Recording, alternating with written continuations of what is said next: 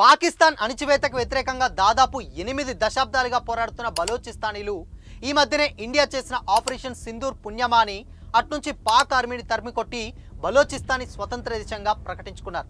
అయితే పాకిస్తాన్ దీనికి చాలా తీవ్రంగా వ్యతిరేకిస్తుంది. చైనా కూడా పాకిస్తాన్కే సపోర్ట్ ఇస్తుంది. అయితే ఇప్పుడు బలోచిస్తాన్ల వన్ అండ్ ఓన్లీ ఆశా కిరణం భారతదేశం. అందుకే ఓపెన్గానే భారత్ సపోర్ట్ కోరుతున్నారు బలోచిస్తానీలు. మరి 1971లో బంగ్లాదేశ్ని పాకిస్తాన్ నుంచి ఎలా అయితే భారత్ విడగొట్టిందో అలాగే ఇప్పుడు కూడా బలోచిస్తాన్ని భారత్ పాకిస్తాన్ నుంచి విడగొట్టగలదా?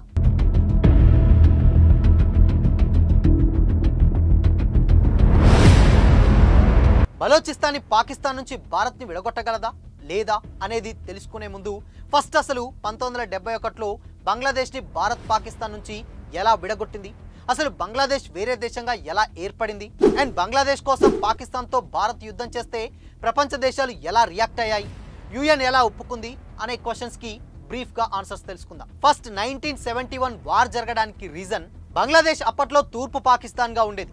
అయితే ఈ ఈస్ట్ పాకిస్తాన్కి అటు వెస్ట్ పాకిస్తాన్కి మధ్య సంస్కృతి సాంప్రదాయాలు జీవన విధానం చాలా డైవర్సిఫైడ్గా ఉండేది. ఎందుకంటే వెస్ట్ పాకిస్తాన్లో ఎక్కువగా ముస్లిం జనాభా ఉండేవాళ్ళు, కానీ ఈస్ట్ పాకిస్తాన్లో బెంగాలీలు ఎక్కువగా ఉండేవాళ్ళు. దీనివల్ల రెండింటి మధ్య అసలు సంబంధమే ఉండేది కాదు. అందుకే వెస్ట్ పాకిస్తాన్ ఎప్పుడు ఈస్ట్ పాకిస్తాన్ని అణచివేయాలని అక్కడి బెంగాలీ సంస్కృతిని నాశనం చేయాలని ట్రై చేసింది. అందులో భాగంగానే 1970లో మొత్తం ఈస్ట్ వెస్ట్ పాకిస్తాన్లో జరిగిన జనరల్ ఎలక్షన్స్లో ముజీబుర్ రెహమాన్ పార్టీ అనామీ లీగ్ 162 సీట్లలో 160 సీట్లు గెలిచి బంపర్ విక్టరీ సాధించింది. కానీ వెస్ట్ పాకిస్తాన్కి ఇది నచ్చలేదు. అసలు బెంగాలీ సంస్కృతిని నాశనం చేయాలనుకునే వెస్ట్కి మొత్తం పాకిస్తాన్ని ఓ బెంగాలీ ముస్లింకి అప్పగించడం ఏమాత్రం ఇష్టం లేదు.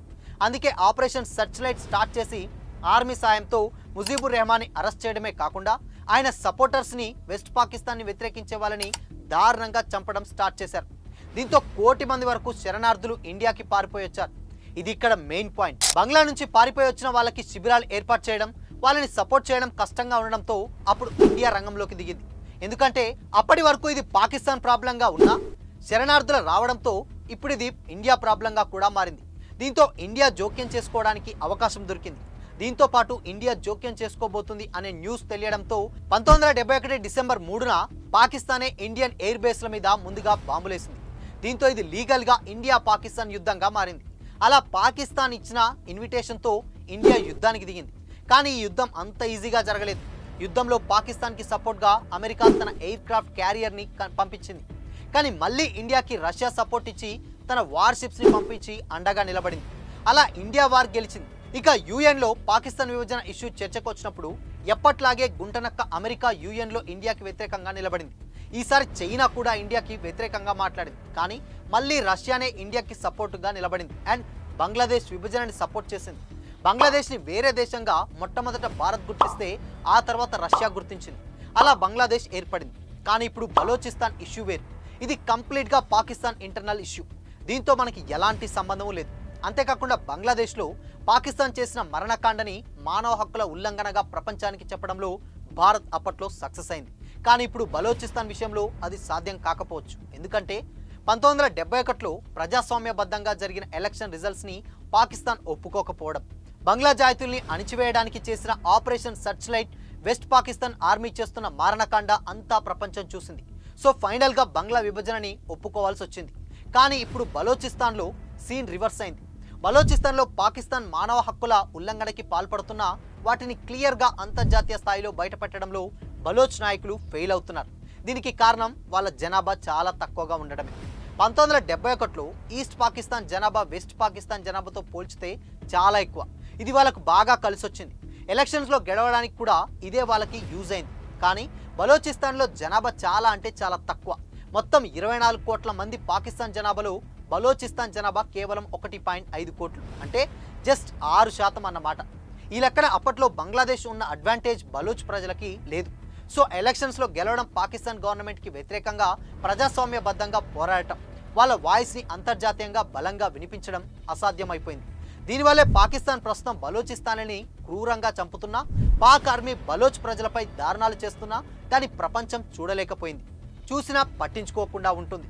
అందుకే బలోచిస్తానీలు ఇన్నేళ్లుగా పోరాటం చేయాల్సి వస్తుంది. ఇదంతా ఓ ఎత్తైతే బలోచ్ ఆర్మీ ఆయుధాలతో పాక్ ఆర్మీపై దాడులకు దిగడం, సైనికుల్ని చంపుతుండడంతో వాళ్ళని యుఎస్ యూకే ఉగ్రవాద సంస్థగా గుర్తించేశాయి. ఇది వాళ్ళకి చాలా పెద్ద మైనస్ పాయింట్ అయింది. దీనివల్లే ఇండియా కూడా వాళ్ళకి ఓపెన్గా సపోర్ట్ ఇవ్వలేకపోతుంది. ఇదంతా సరే, అసలు ఒకవేళ ఇండియా బలోచిస్తాన్లకి సపరేట్ కంట్రీ సాధించి పెట్టాలి అని బలంగా అనుకుంటే ఏం చేయాలి?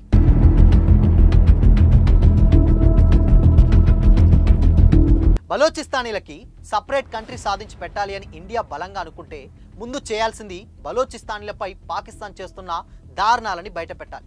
అక్కడ జరుగుతున్న మానవ హక్కుల ఉల్లంఘనల్ని ప్రపంచానికి అర్థమయ్యేలా వివరించాలి. అండ్ ప్రపంచ దేశాలని బలోచ్కి సపోర్ట్ ఇచ్చేలా కన్విన్స్ చేయాలి. అలా యుఎన్లో బలోచిస్తాన్కి సపోర్ట్గా బలాన్ని కూడగట్టి దాని ద్వారా వాళ్ళకి ఇండిపెండెన్స్ కల్పించాలి. ఇది కంప్లీట్ పీస్ఫుల్ మార్గం. అయితే ఇండియా వైలెన్స్ని ఎంచుకొని 1971లో మాదిరిగా మళ్ళీ పాకిస్తాన్ మీద యుద్ధానికి వెళ్ళొచ్చా అంటే నో.